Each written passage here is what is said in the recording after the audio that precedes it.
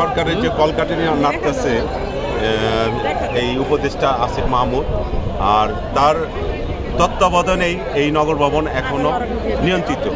আর আমাদের যে mayor engineer Ishraq Hossain, সে আজকে আদালতের রায় নিয়ে তার সর্বোচ্চ যে আদেশ সেটা নিয়ে সে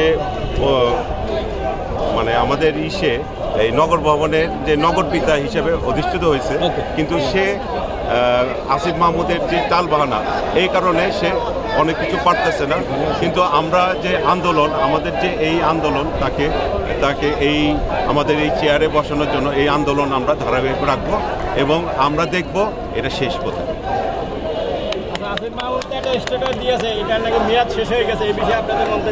না, মেয়াদ কখনোই শেষ হয় না। আদালতের রায় যখন হয় তখন থেকেই শুরু, আর 5 বছর তার মেয়াদ।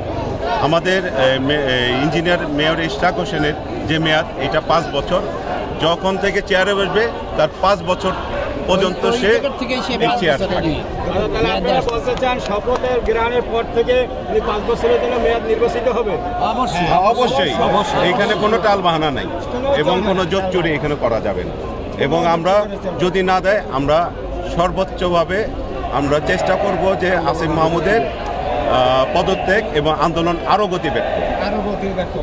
শপথ নিয়ে টালবাহানা চলবে না, চলবে না। শপথ নিয়ে টালবাহানা চলবে না, চলবে না। নির্বাচন কমিশনের আইনে কি আছে? উনি তো 5 বছর যে নির্বাচনের মেয়াদ দাবি করছে, ওই 5 বছরের মেয়াদ শেষ হয়ে গেছে, এটা বলছে আসিফ মাহমুদ তার ফেসবুক স্ট্যাটাসে। এখন আপনাদের দাবি কি? অর্থাৎ উনি শপথ গ্রহণের পর থেকে আগামী 5 বছর মেয়াদ হিসাবে নগর ভবনে থাকবে? হ্যাঁ, জি, অবশ্যই থাকবে। এবং এইটা তার ব্যক্তিগত স্ট্যাটাস, এইখানে তার কোনো প্রজ্ঞাপন নেই। এটা তার ব্যক্তিগত স্ট্যাটাস এবং ব্যক্তিগত স্ট্যাটাসে কোনো কিছুই পরিবর্তন হবে না। এবং আদালত যা রায় দিছে ওইটাই বহাল থাকবে, এইটাই আমরা আশা করি।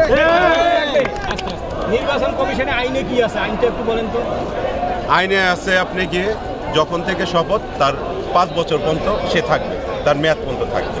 এইটাই নির্বাচন আইনে আছে।